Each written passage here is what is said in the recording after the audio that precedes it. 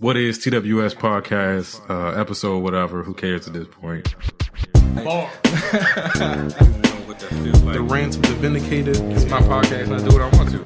People, listen. Word, is it still live? It's not working for me, Rich. We're going to keep going. I know I changed my voice at work. Bars on the radio. What is TWS podcast? One's ready. I feel like the answer's Staring at my watch and I'm feeling so new school. suicide attempts, how many tries to take. They ain't ready. Hi, so welcome to another episode. Alright, I'm explaining why we laughing. We can edit it out. Welcome to another episode of What is TWS podcast. On the replay. Wax selector, wheel it back. Alright, anyway. Hey, this is like take two. Once again, I suck as an audio engineer, and I didn't record like 20 minutes of our previous conversation. So we're gonna try it again. Like we back like we never left. You know what I mean? But anyway, I'm sniffling. Rich is drinking tea. Oh, hey, Rich is back. My bad. See, I said that in the last 20 minutes. Man, listen, but y'all didn't hear. Shit happened. So so y'all didn't notice. Rich is back. I'm back, hanging on by a thread. And then we got Thad the Millennial. Mm-hmm. So, that is a good name. Thad the Millennial, yeah. Thad the Millennial. I'm going to order a shirt. Start doing some spoken word and shit. Thad the Millennial. All right, but yeah, we gonna go right into it because, like I said, we've been at this for already over a half an hour. Y'all just don't know it yet. All right, so man, all right, so I do want to do this again for the first time for y'all, but the last episode that I did with my wife and I, we touched on Nelson Ellis and his untimely passing recently. If you don't know who Nelson Ellis is, he is the actor that played Lafayette on True Blood. He was also in The Soloist, The Help. The Soloist was good. Help was good. A bunch of other movies, but you know, a lot of people know him. I think he's going to go down as Lafayette from True Blood. And True Blood was one of the shows that my wife and I really got into during our dating period. It was really a part of us getting to know each other and growing as a couple. We watched it religiously. So Lafayette passing meant something to me. I woke up this morning and then saw that his family had decided to discuss the cause of death. I think it had been previously reported as a heart failure, and as a 39-year-old, that doesn't sound like, that sounds kind of weird. Like a 39-year-old died of heart failure. But what his father decided to reveal to the world today was that the heart failure was caused by alcohol withdrawal, and that Nelson had issues with alcohol and drugs, had been to rehab, several times in the past, kept it all private. It was his own personal private struggle. And this particular time, he was trying to detox on his own, and the withdrawal symptoms took his life. And I'm not sure if people know that like alcohol withdrawal is a real thing. And if you are one of these, heavy drinkers, if it's something you do every day for, months at a time, heavily, you gotta be. You can't cold turkey. You can't just cold turkey. You need to have people around you. You need to be supervised. So you need to at least let somebody know that you're doing it. So there's somebody who knows to come try to find you or check on you or something. But I've discussed my issues with alcohol on the show before, the DWI. So it definitely hit home for me. And I just want to say, I hope that this show and how honest and open I try to be can help some people. Just to know, don't struggle in the shadow. Like don't do it in vain. Don't do it. Don't do it in and you don't have to be by yourself and alone in these situations. If it's not so much just needing help, it's just if you put it out there in the open, then people know to look to look out for you. People know to question where you've been if they ain't heard from you in a couple days and come find you. Like that used to be a concern of mine, that I was such a recluse that I might die one day and don't nobody find me for a certain amount of time because they so used to me just disappearing, and nobody knew what I was doing during them times I was You disappearing. do disappear. You be like, I'm gone. It's what I do. I'm good at it. I'm Batman. I'm Batman. But yeah, I just wanted to touch on that. Nelson Ellis, I was a big fan of his. So, and, comment. And I don't want to come Here across. come the evil. Here come the evil. Hold on. Here come the evil. I mean, you always tell me to take the skates off, so I just got back. He just gonna walk right in. I'm not gonna, sugarcoat shit. He's smiling. I don't want to be an asshole. Kick in the door. And I don't want to make light of this situation. But you going to. But so you quit smoking cigarettes, you get a nicotine patch. Right. Heroin, crack, Methadone, weed, whatever. it's patches for that. It's patches for crack. It's drugs. It's pills and stuff for all of that stuff. I You know what I mean? So I'm just what do trying. you do for alcohol?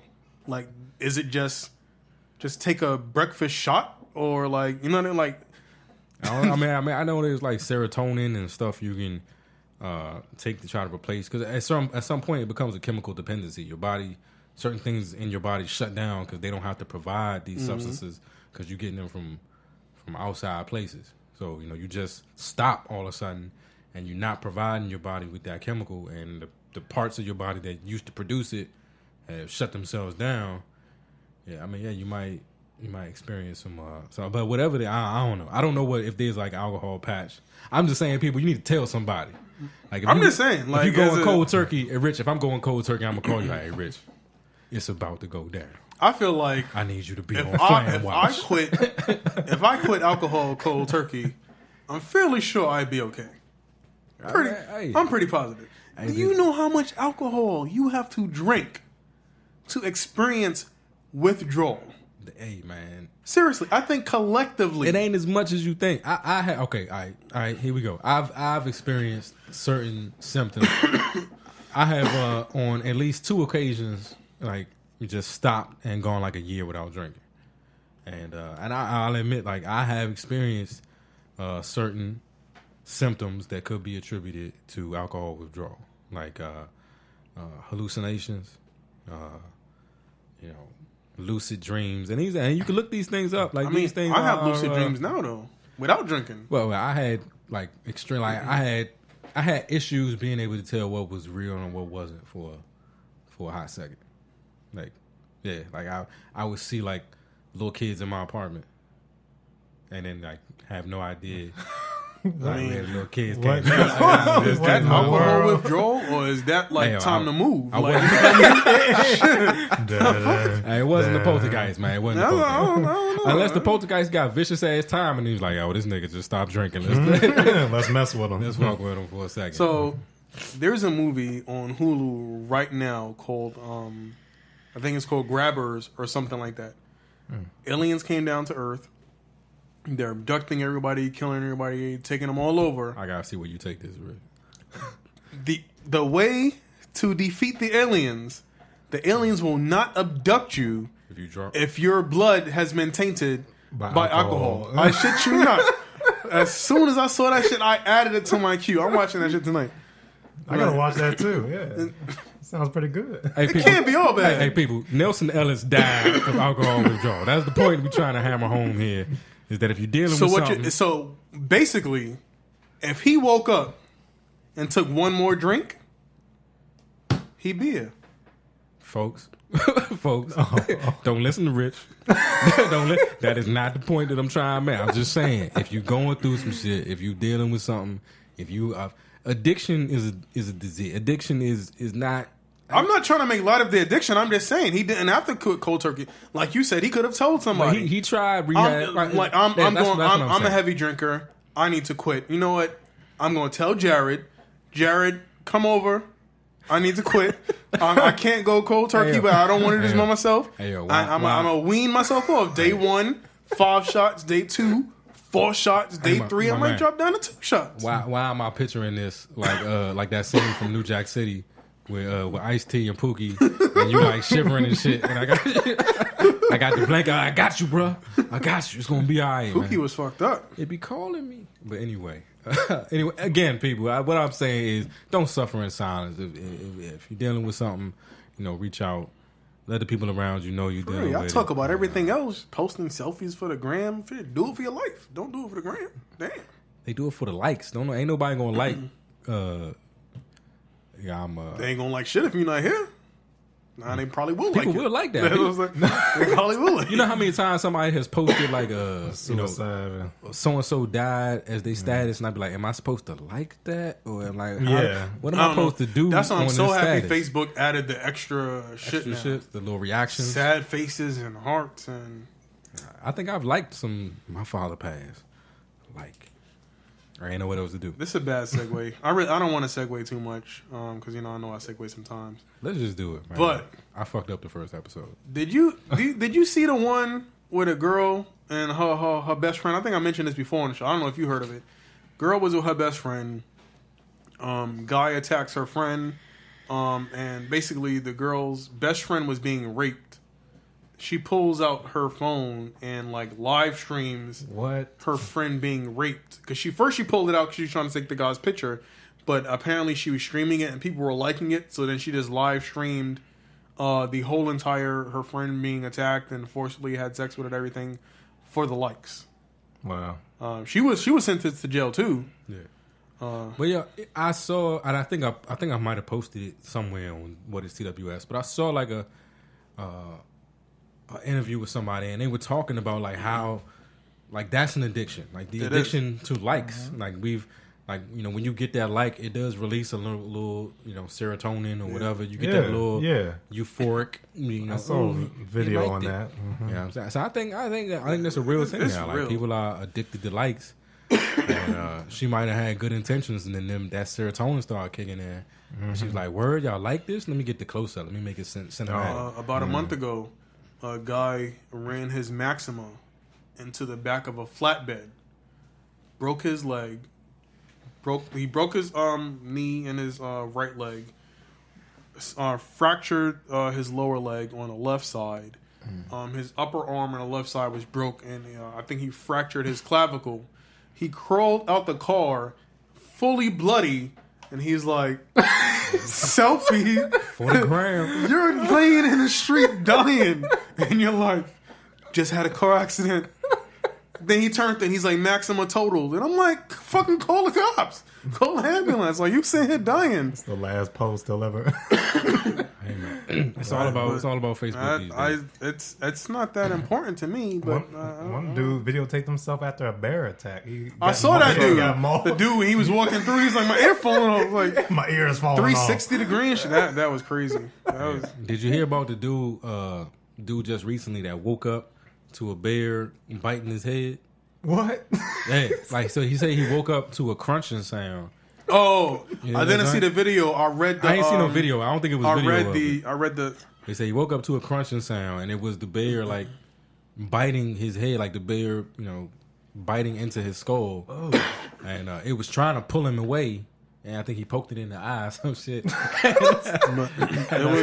was on the news, and when I was driving to work yesterday morning, so the people on the radio show, they're like, "Man, if it was me, I'd have kicked that." No, the fuck you wouldn't. You wouldn't have kicked shit. Everybody always talks. Everybody talking about they would have ran, they would have jumped in the river. Do you know how fast an American brown bear can run? Oh yeah. Oh, but if the bear already has your head in exactly. his jaws, what are you doing? You like chicken bones. Hey, that's a story. This dude is gonna have. That's the Revenant type. That's some. That's some. I came back. I don't even know how he made it. He got 9 staples in his skull right now. Oof. How does it get that far to where you didn't hear the bear before you wake up? You didn't feel him on you until you were head deep into his mouth, and he got close enough to where your head could be in his mouth. Pause. Like, really? You know what I mean? Like, you ain't smell that bear breath coming down. Nothing. He was sleeping hard. And then, first of all, that's how we know we white, because black people don't sleep that hard in the woods. And for your head to be in his mouth, upper jaw, lower jaw, it took something. So, did you take an Ambien in the woods? By the time the upper jaw grazed your cheek or whatever it was, to come on, bro. All right, I'm gonna say it. Could this have been alcohol withdrawal? Could he hallucinate? Could he have not known where he was at the time and couldn't separate reality from fantasy? Or could he just been on a? Could this been a Bill Cosby episode? You know what it was. Episode. I'm gonna say this. Somebody's gonna be mad. All right, go ahead. That's that white shit. There you Oh, Come on. I firmly believe that some shit like that would never happen to a black man unless he was with a group of white people. I'm gonna tell you why it wouldn't happen to me. I wouldn't have been there. One, I wouldn't be in the woods. Two, I wouldn't be in the woods alone. Two, I wouldn't be in the woods alone asleep. Was he not in a? Was he not in a? You didn't have no tent, no nothing. Like you just sleeping bag. Like what the fuck? I don't do the woods like we did that the last camping trip that we did with Tom and them. That's the last camping trip I ever do in my life. Let me tell you, we was out there for all of 24 hours, and that was a true test of survival. Yeah. The minute my sock got wet, I was like, I can't do it. I can't do this it's shit. over. My socks wet, my drawers wet, too much information, I don't care. My foot. Fucking sitting out here surviving off of fucking goo and energy bars? No. The first time my stomach rumbled and I realized I was gonna have to go to that porta potty, I was like, nah, son, we need to drive. I need to find a Shell station. I skipped the bathroom the whole weekend. A Wagger bag or something. I was like, I can't. The minute we get hit with the EMP, we're screwed. No, We're all screwed. Listen, I'm gonna tell y'all right now. What was it? Lethal Weapon? Not Lethal Weapon. The other one. What's the other one? Die Hard. When they did the fire sale. If a real fire sale ever happens, if we lose electricity, any type of indoor plumbing, just I can't do it. The whole fucking the Walking Dead type shit. Goodbye, world. I can't. Shit. The fuck no, I can't. I can't survive. I'm too dependent. So you trying to say when we pull up on your house, try and rescue you and Renee, you gonna be in the corner just tapping your cell phone like, why is this shit? See, that's why I need to get my shit off the grid now. Full backup. Like, listen. And then everybody gonna be trying to come to my house. That nigga got power. Shit. Going over there. Either do you a 10 Cloverfield Lane, the underground bunker. That dude was crazy. Well, mine is the crazy part. But yeah. That was almost a good movie. It was almost. A good movie. I couldn't survive.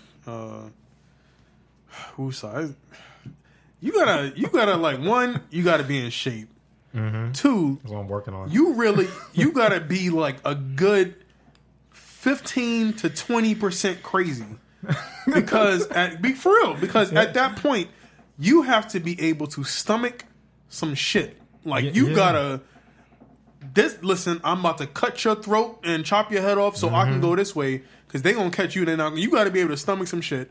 That's number one. You got to be able to like dig in a garbage can, realize that this pizza's old, and be like, I mean, it's Domino's. Pretend that blue spot is blue cheese and shit. I couldn't even do that Bear Grylls shit. Like you couldn't like drop me in the middle of not making it. National park. I don't have enough. Expect me to survive. Exactly. That's the other thing. Shit. He be in regular like national parks. Like he's within 10, 15 miles either way of safety. Sometimes he's somewhere you could just stand up and be like, "Yo, over here, over here." How are we gonna make it these 15 miles though? Right here, bro. Right here. I'll be the first one to be like, "Hey, nah, cut. The ant touched me. It's an ant on me. I can't do it no more." Some shit like that. Tom got to be there. Oh man, his fucking Boy Scout ass. You know you're a Boy Scout, Tom. Bring Tom, all of that equipment, all types of shit in the garage. Yeah, got stoves, all that good shit. Matter of fact, Ali camps. He got all types of shit. You know what? You know what I mean? I was getting ready to. Nope, I'm not gonna do it. But anyway, I'm not even gonna do it. All right, let's get into some topics. Let's talk about some stuff. So. I know we got to do this over again because we did it already, but I don't mind talking about it again though because this is gonna be a good one. All right. Yeah. So 444 first. You know, I gave my whole review of it about 2 episodes ago. Rich, you back? Let us know how you feel about that. I like it. You got a favorite track on the joint? You know what? I don't yet. But then again, I also haven't found the track that I dislike yet. Not yet. Like that to me was the sign that it was a good album. I think from the moment I started playing it, I probably played it all the way through about a good 4 times. I played it all the way through, yeah. Until I started like going to specific songs. And started like dissecting it and finding my I guess my preferred ones. But it's been a very long time since I can say I listened to a whole album back to front the way the artist intended, played it, enjoyed it, and had no issues. Like even so, Who Came Close was Royce. All right. Royce's last album, the Layers, right? Yeah. And I forget, it was like 2 or 3 tracks that I was like, I wasn't really sold on, but the album as a whole was good. Yeah. This J album, I'll play it back to back. It's short though. Right? I mean, so if I got to give it a knock, I'll say it's short. It's short. Yeah. I wish he would have brought more to the table, but I hear the physical one. I haven't been to get the physical copy. I hear there's some additional joints on the on the physical. How long has Jay been gone? A minute. But that just shows. What was Magna Carta? That was like 3 years ago. That just shows like who he is as an artist because, the lead up for this was short. Like it was like 2 weeks out. It was like an album coming. You know what else I like? And that shit just dropped. This album compared to his other work, first of all, it's still Jay. You can tell it's Jay all day, but you can see the growth and this is grown the man progression. Music. Yeah, this is grown like man you can like I was sitting there, I'll play that shit, and I don't know. I think it was really good. So, Thad the Millennial. Man, I got something to drink in here. That's my title. Thad the Millennial. Oh, you ain't gonna crush the crush? No, I got this tea. I'm gonna take this crush then. All right, so Thad the Millennial. Have you heard 444 at all? I have not. Yeah, I have not. All right. So we won't dissect the album too much. I think you'll like it. All right, but what I did want to talk about is I think one of the major things on the album, which I kind of wish wasn't like the one that was getting the most push. I think he talked about some far more important things on the album, but I think what a lot of people are taking away from it the most is the whole, idea it's a response to Lemonade. He admits the infidelity, talks about relationships, talks about being a husband, talks about being a father, talks about the impact of some of his poor decisions on both of those situations. But then it's like he admitted it, but then he didn't admit it. Because then it's like also like he said, why would I do this? Nah, he admitted it. I don't know. He admitted it. Trying to have my nigga back. He admitted it. I think having his back is taking this one. Understanding that. But it is what it is, and they both weren't ready for the relationship. I don't know. I got some videos I want to play because he put some additional videos on Tidal where he does some interviews. Yeah, I meant to download them.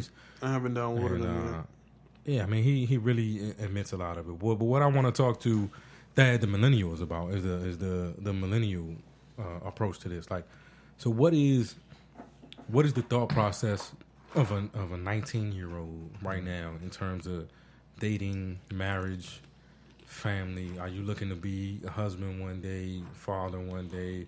Like how does all that fit into the millennial mindset? Yeah, well, see, mine might be a little biased because some would say I'm a traditional or old soul. So people, I've always been called by my mother, father, grandfather. I've always had an old soul, so I'm a little more traditional. So what you're saying is your parents raised you with some values. Yeah. Well, I guess you could say it that way. You say you're an old soul. Oh, you actually have values. Because first and foremost, if you're going to get into a relationship, even if you think that you might cheat, just end the relationship. Like, I hate how people, they cheat and then they go lie about it or they'll keep it a secret, and it's almost as if they're never going to tell you until you confront them about it or you find out from somebody else. And it's like, when were you ever going to tell me? And they're like, I was going to tell you. Yeah.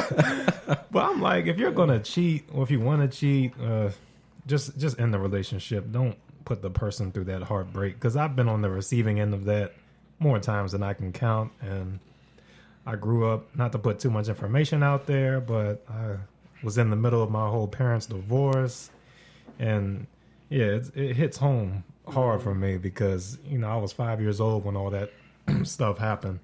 So whenever the topics of cheating or infidelity come up, I get really frame of reference. And what not to do. Yeah, and I get really passionate about it, because it's just I hate seeing people go through that heartbreak. It's not fair. It's just unjust, and if you're going to do that, well, then just end the relationship. Why? You can't have the best of both worlds. And I feel that from an idealistic perspective.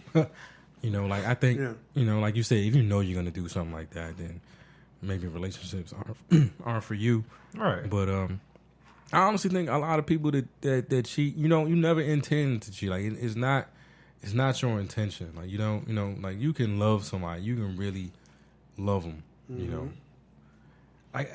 I struggle with this with Tammy. Like when I make mistakes, trying to explain to her that when I was making a mistake, I was not sitting there thinking, what can I do today to hurt Tammy in the worst possible? I didn't wake up like, what? I'm laughing. I was about to make this point. I was about to say the same exact thing. I don't wake up like, man, I haven't fucked up in a while. What can I do that's gonna make her cry? Let me think real hard. Oh, I got one. Now it just like the moment you end up in situations that you didn't plan on being in, and I don't even want to say it's instincts. Sometimes your poor judgment just happens the same way. You can make a bad investment, or you can make a bad career choice, or you can make bad any other decision. I think you can make bad decisions in relationships. And I guess honesty is the thing. Yeah. But Steve Harvey preaches the whole you lie and you stick to the mother. If you're gonna lie, you got to die with that. You got to die with that lie. Even if you get caught red-handed, you got to shaggy that it wasn't me. I mean, I'm on the fence too. So look, I don't condone cheating. I've been cheating on. I've also been the idiot and the asshole. So, but I agree with Flan. It's not one of those things like you set out to do. You don't wake up one morning like, God damn it, I'm gonna find somebody and I'm gonna cheat on my wife. Like it's not what you do, but you subconsciously or unconsciously, sometimes just don't pay attention, don't see the signs, and you could end up in a situation that's a bad situation, and things happen.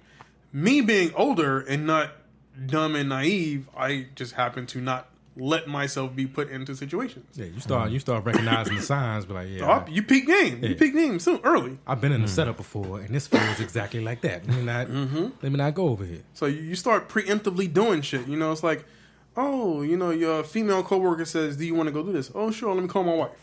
She coming too.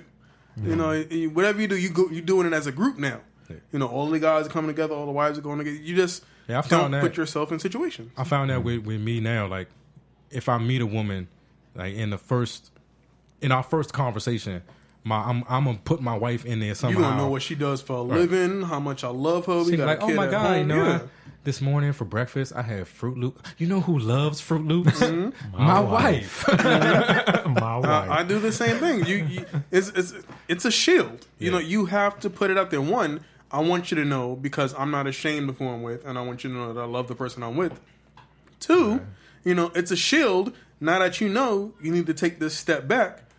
3, in case shit does go left and you're not paying attention to what the fuck I'm saying, when my wife comes up here to kill me, but stabs you first, and she says, "Did you know?" We know you knew. I disclosed it. So, I told this heifer she not listening to me. I told you. Yeah. So, it is what it is. But what do you feel about like the dating landscape as a millennial? Like, oh my goodness, the women that you have out there to choose from. Like, what are the prospects like? I'm glad I'm out the game. That's all I'm gonna say. I got a few thoughts on this. I want to see what Thaddeus is gonna say. Oh, I don't even want to say it's a great. Well, it can be a great area because one person has their perspective and what dating should be categorized as, and I have my own perspective and thoughts on the whole thing of dating, but. To me, dating is like I prefer to court the girl. Like I said, I'm old school, I'm more traditional. I'll take her to dinner. I'll buy her roses, this and that. I want to get to know her. I want to grow in love versus people fall in love at first sight. But sight is, that's physical attraction. There's no emotional connection there. Or substance. Yeah. And it's just, I don't know. People today are more... I feel like a lot of people are in love with the idea of love. Yeah. Or people being in love. Or some people get love and lust confused. Mm-hmm. And a lot of my friends have gotten love and lust confused, Even though you can't have one without the other, but you need to be able to differentiate. Exactly. And when the lust is gone or that physical attraction is gone, they're done. And I'm like, that wasn't even meant to happen to begin with. Like, they should have just messed with each other versus getting into a relationship. They should have just kept talking. That whole talking, kept talking, and mess with talking. Yeah, messing with is just, that's honestly like a friends with benefits type of thing. When you say I'm messing with this person or I'm talking, you got years though. You got years to go, man. You got, I don't know. Like I think we've all. I'm speaking for Rich a little bit. I think we've all had our friends with benefits stages. We've had our mess with stages. And some of them weren't necessary. Like some of them were. It is entirely necessary. To mess around, have friends with benefits. It is entirely necessary. I don't care how much somebody's going to listen to this show and say that we're giving you bad advice. It is entirely necessary. Let me ask you this: to get the bullshit out of your system. Why? Because you don't want to be that person who finally hits 27, 28, 29, and you met the love of your life, and you just have this perfect relationship.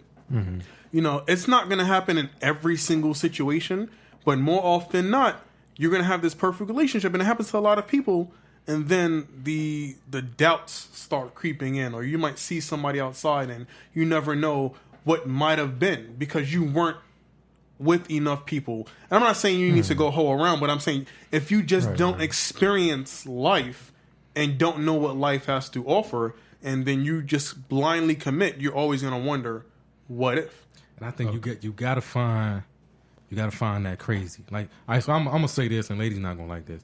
All women are crazy. God, yes. Every last one of them is crazy. At least 15 to 20%. But you gotta find the crazy that you can deal with. And then after you've experienced a certain amount of crazy, then, it's like I'm married now. And it might be a woman pop up, and she be, attractive and, down for whatever. And I can look at her and be like, I know that crazy. And that crazy is fun for like 3 weeks. And then it ain't going to be fun no more. It ain't worth it. So what you guys these are things you learn through life. So you guys was speaking of experiences, what you're saying. Okay. Right, yeah. Okay. You see, we know at this point. Tell some stories. I can tell some stories. Yes. I got some stories too. And see, Renee doesn't listen to the show as much as Tammy listens to the show. So, Tammy know all my stories. I'm gonna get Renee. I think so. Well, see, that's always been the thing with me because I'm a conservative guy. I'm saving myself before marriage. I've only had about maybe like 2 real girlfriends, or you'd even consider girlfriends, and that's about it. Just like a. I used to be a conservative guy. Listen, I was conservative, and I used to be that guy. Don't do it. I'm not telling you to go, and it's not even just about sex. Literally, but having experiences, traveling, going out, meeting people, because unless you do all of those things, you're not gonna know what that is the millennial likes. You know what I mean? You're not gonna fully know yourself until you experience something. You're not gonna know. If you've never had steak, you're not gonna know whether you like steak or not. You have to put yourself out there to have these experiences, or you get into these relationships and you do stuff that they want to do, you do stuff that they like, and you want to please them. So it's like, oh well, you know what? I like drawing too, and then you wake up one day and you're like, fucking like drawing. Fucking coloring and shit. I don't want to fucking color. Give me a paintbrush. God damn it. You know what I'm saying? So that's the main thing. Like it's not about sex. And to Flan's point, you need to experience life and experience as much life as you can before you get to that point where you want to settle down. Because if you don't know who you are and what you want, how could you expect somebody else to give you what you want and make you happy when you don't know what makes you happy? You're putting that person in a bad spot, And then the long run, that's going to be a hindrance on the relationship. That's going to be the burden that brings you down. This is true. Nah, but yeah, I wish you the best of luck in all your romantic pursuits. I don't know. I feel like I was the same way. Like I had this whole idea of the one woman, and and if we're both virgins when we enter it, and there's never any issues about you been with who. And that's always been my mindset. And I held on to that for a long time, and then I was watching my number.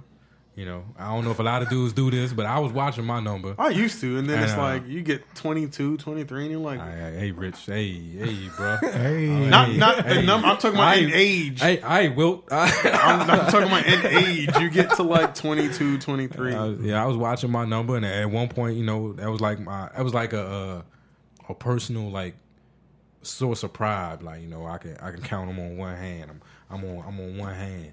And then that didn't work out. But that's the thing, because I lost that first hand, and then shit happened.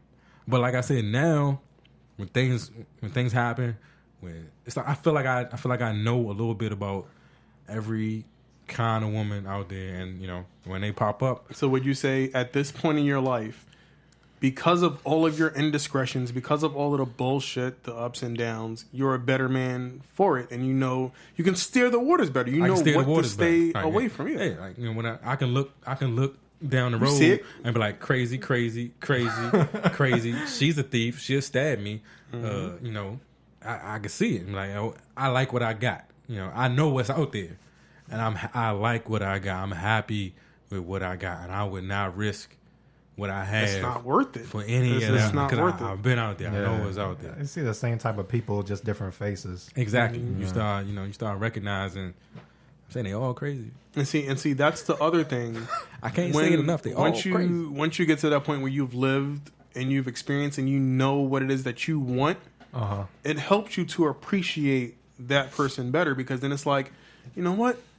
She checks all my boxes. Whereas if you got a blank sheet, you don't know. You're going to keep looking because you don't know what else you can get.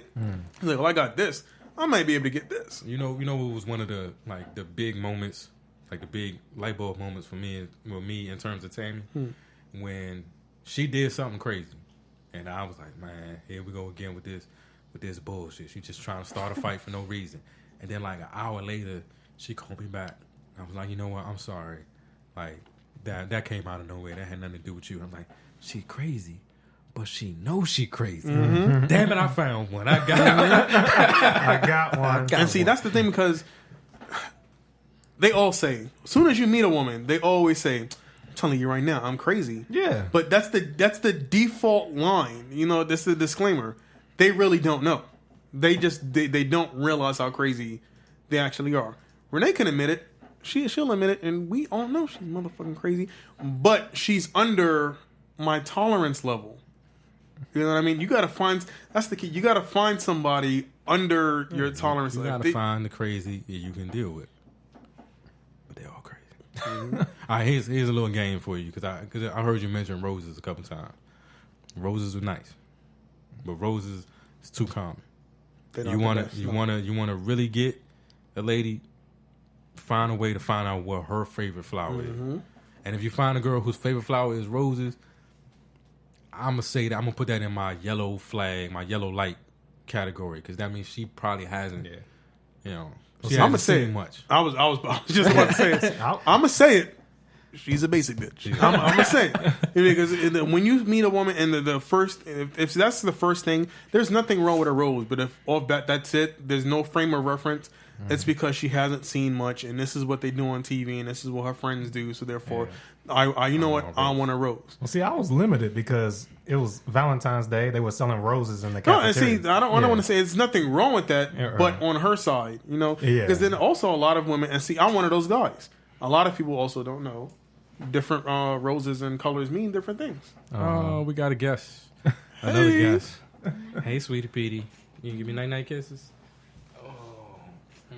See, look at that. We all up in here natural, and Jared got a haircut. I love you. All right, night, sweet pea. She's smiling. You say night, Uncle?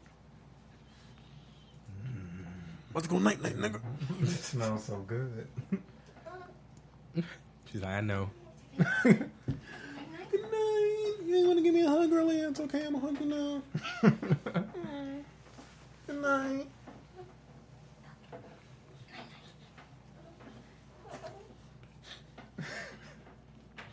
And we're back. So, like I was saying, so like different color flowers, different color roses meet different things. So like on a first date, for instance, if I did buy you a rose, I wouldn't get you a red rose because that's passion, that's love, that's lust. Yeah. I don't know you like that. I would give you a white rose, which represents purity, friendship, the fact that I actually want to get to know you. Yellow roses symbolize friendship and stuff like that. Strong bonds. So I would do something like that. Even pink roses, they're soft. You know, they represent intimacy and things like that. Okay. But red rose, like, oh, you trying to get the drawers the first night? Okay. You know, so you, to his point, you get to know who the person is, and hopefully they know who they are, and you know they can help you to get to know them better. But that also comes with experiences, because if you don't experience life, you don't know what you like and what you want out of it, and then you're just both in a loop being basic bitches with each other. Yeah. And before I forget, I wanted to touch down on the whole having sex before marriage thing, the virginity. And I've always been raised to keep myself before marriage, and thus far I've been successful. And my whole thing is I don't want to be with a girl who's already been with somebody else or multiple guys, because I'm thinking in her mind while we're doing it, she's probably comparing me to this dude or that dude. And I never wanted that. All right, so vice versa. Here's the scenario. Got to lay it off because I had these same same thoughts. I'm genuinely curious. But let's say you know you find this girl, you meet this girl, and she's awesome. She's everything you had in your head that was, you know, what you wanted, and then you find out she's been with you know, like, you know, you gotta. And I feel like when you put it out there like that, like I want this, because like that's when life throws you the shit that throws you like. A curveball. I used to always say, a girl cheat on me, I couldn't be with her no more. And then I ended up in a situation where I got cheated on, and had to make that call. And it was like, you know, like this is my test. Like, am I gonna throw something away because somebody made a mistake? Am I gonna want them to not throw me away when I make a mistake? You know. So yeah, I mean, you put that stuff out there. I hope it works out for you exactly the way you wanted to work out for you. See, here's the thing. Here's the thing. Life is not like that. You're gonna find somebody who might check every box, but see, here's the thing. When you make your list of the things you want, you then have to evaluate this list and figure out what are my non-negotiables. You know what I mean? What can I absolutely not compromise on?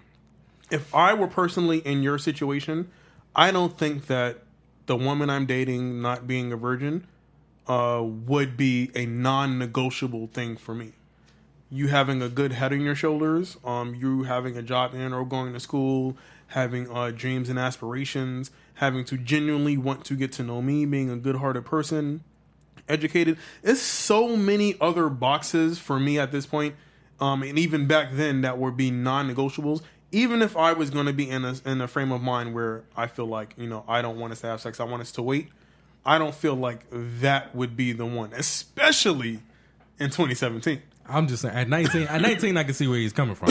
I was probably the same exact. That's what I'm saying. But at 19, at 35, with everything that I've gone through, everything that I experienced. Like that is, and like, not important to me. And that's anymore. why I think it's hard. And that's why that's why I think it's hard, and that's why I'm glad we're having this conversation, because, you know, I was that idealistic, but thinking back, you think back to how many doors you closed and how many experiences you could have missed out. You could find the person who you were meant to marry tomorrow, but because she didn't check that one box, you say no, and then everybody else just does not live up to that expectation or that what she put out there. You know what I mean? So it's you have to keep an open mind, and you have to be willing to compromise to a certain extent.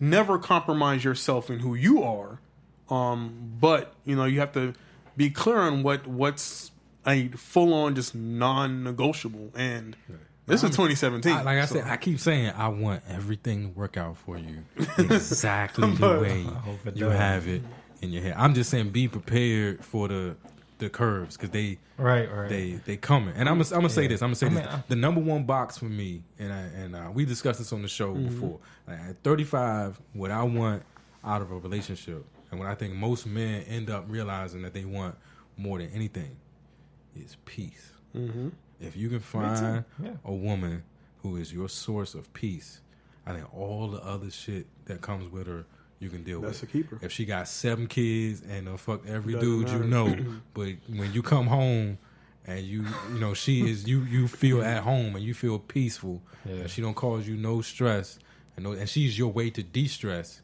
And it's so funny. That means so much more than anything else. What's hilarious is that it's actually hard to find that. Like, if I get pissed at work and some dumb shit happens right now, and it's like, all right, you know what? I can think back to a conversation that Renee and I had, or I can see her voice, or hear her voice in my head, see her face, and like, you know what? It could be so much worse. Fuck it. I could be having a nightmare or having one of my depressed nights where my mind is replaying all the embarrassing shit I ever done in my life, and I just reach over. And she's there. She's there. And she's there. All right, everything's good. We good. So you gotta be able to get to that point. And you have a long ways to go to get to that point.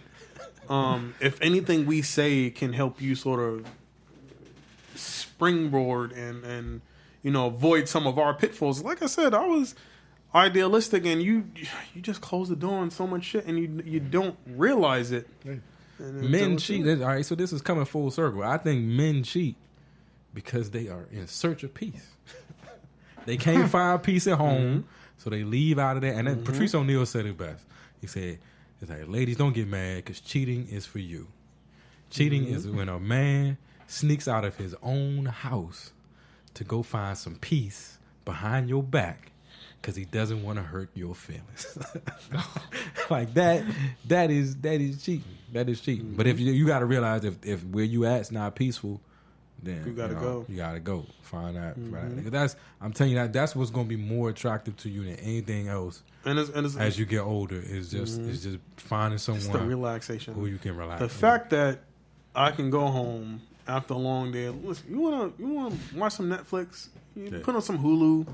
We don't gotta go nowhere. Let's just order in. I don't even have to be under pressure to have sex with you. I don't have to perform. I'm tonight. 33. God damn it. My knees hurt. I'm tired.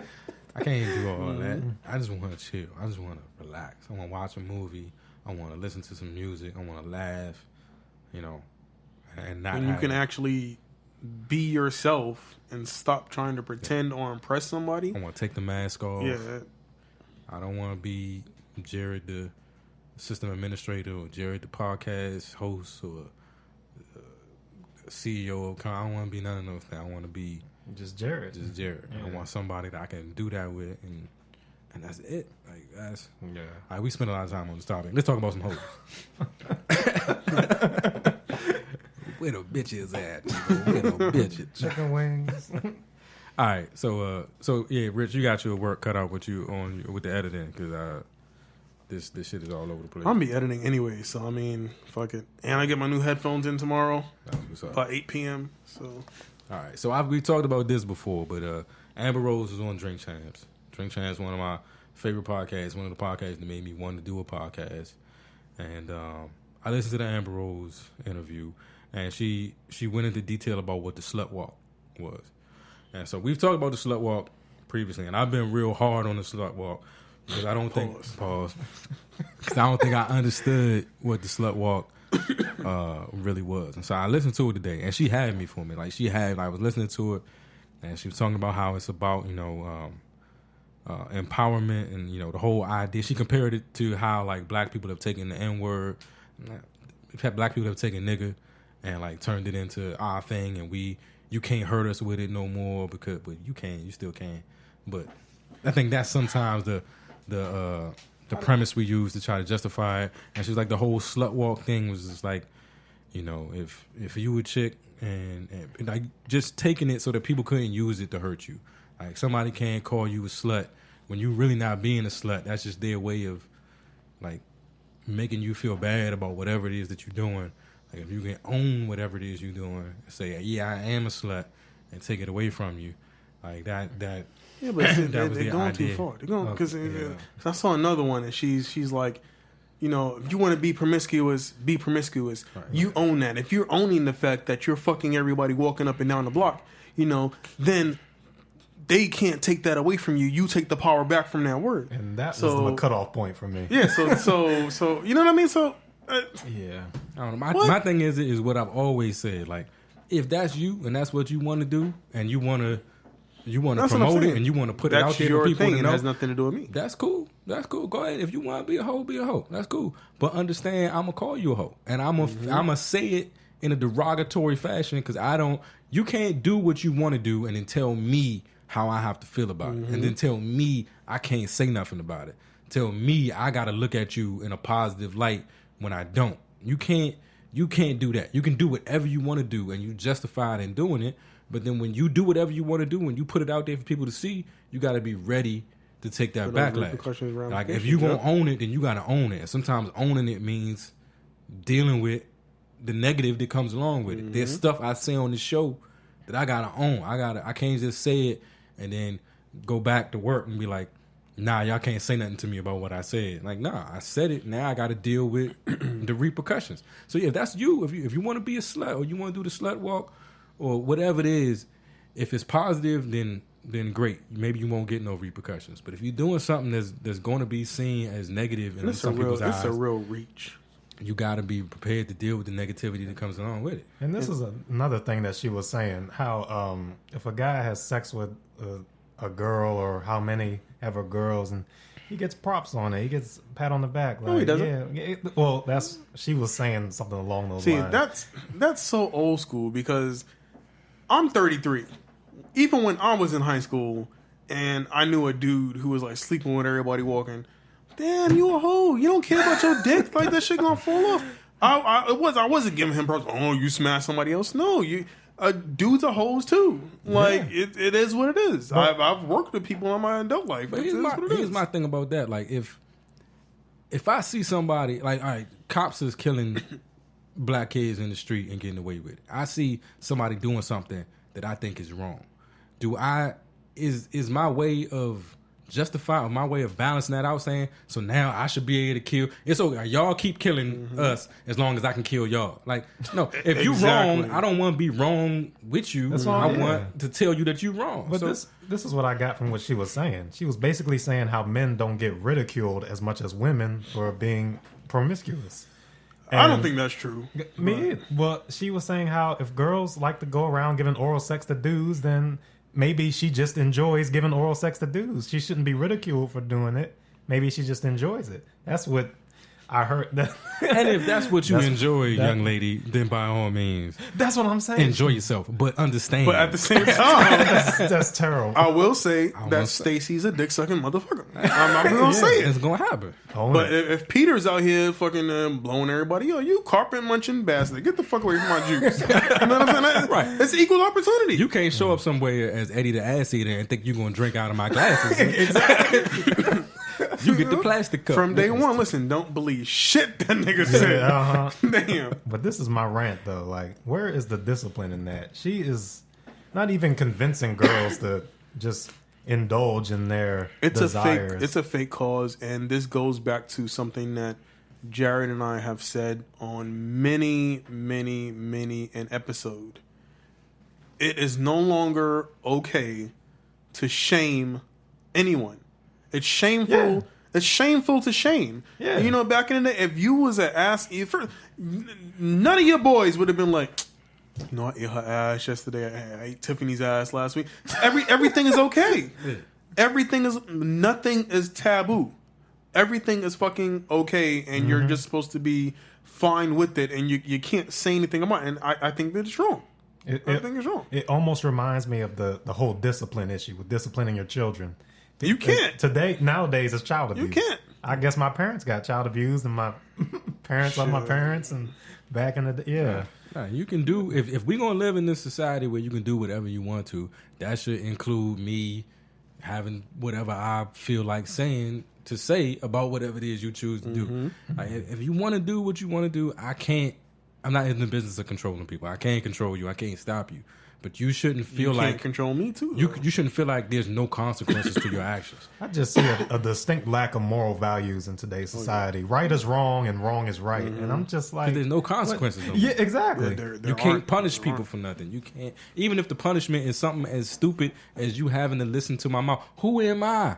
Why do you care that I feel a certain way about? If you love eating ass, then eat the ass. Nigga. Don't be mad that you can't drink out of my glass. and that's the thing. There's no shame. You can't wag your finger. You can't say anything. You're not allowed to have an opinion overtly on all of the bullshit that people do.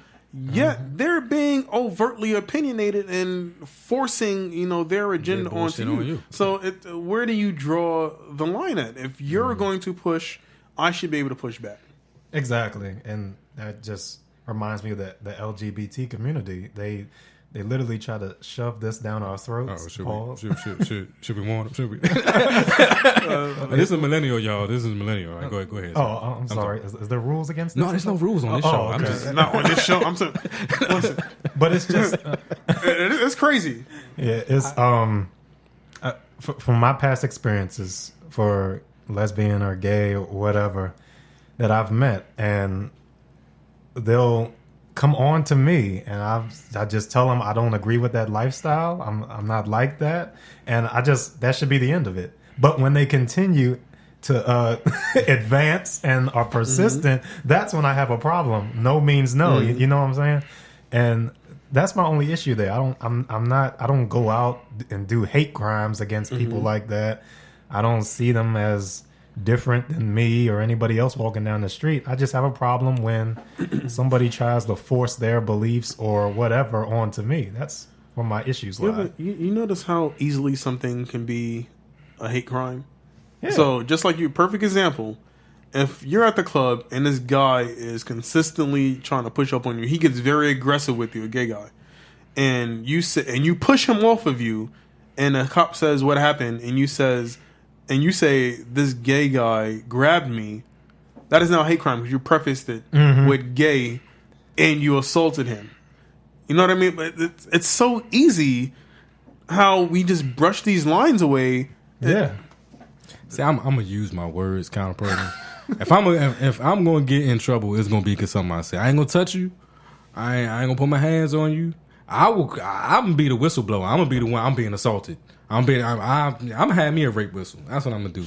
I'm gonna get me a rape whistle, and if you motherfucking touch me, I'm blowing the whistle. Everybody going to jail because I said no. I said no. Yeah. I'm gonna have a shirt to say I said no. Like, so it's clear. Like, you don't even have to. We don't have to be no you didn't misconstrue nothing. You did not hear me when I said it. It was on my motherfucking shirt. I said no before you walked over here. You walked over here and you touched my glass. Do you know that he's a very petty person? I am the most petty. I want you to know that I'm gonna pre-pause this. This petty has rubbed off on me so much. I do the most pettiest shit all day, every day. We were on the motherfucking highway, and this person didn't signal and came over and motherfucking cut me off. You know what I did? I went to the motherfucking middle lane and then cut him off. And then a half a mile later, because he was behind me, he had to get off the exit. You know what the fuck I did? When he moved over in front of him. When he tried to get off the exit, he moved over. I moved over again. I blocked that shit.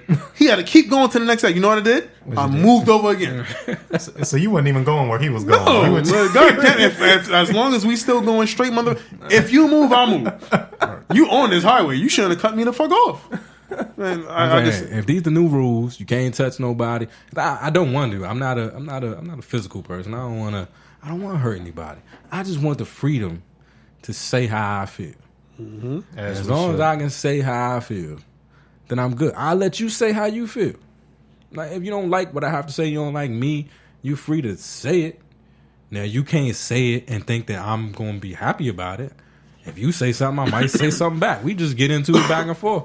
But, and freedom of speech is just being blown out the window. Oh, shit. Man.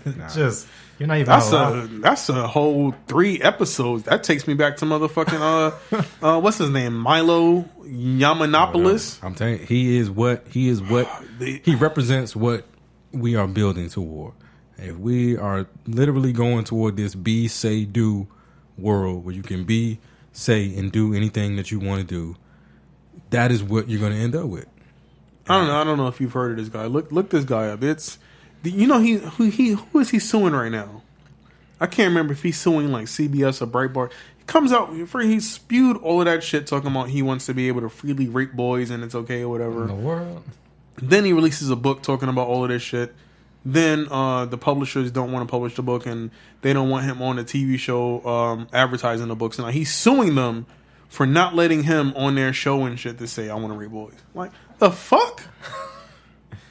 No, that's why I have my own show. So I can say what I want to say on mine. I can't force you to let me on your show to say what I want to say. But you can't stop me from talking. And I pay for this mixer, nigga. You can't tell me what I... It's my microphone. 2017. All right. We're going to pause this right here, and we'll see you next episode. Be the light. Peace.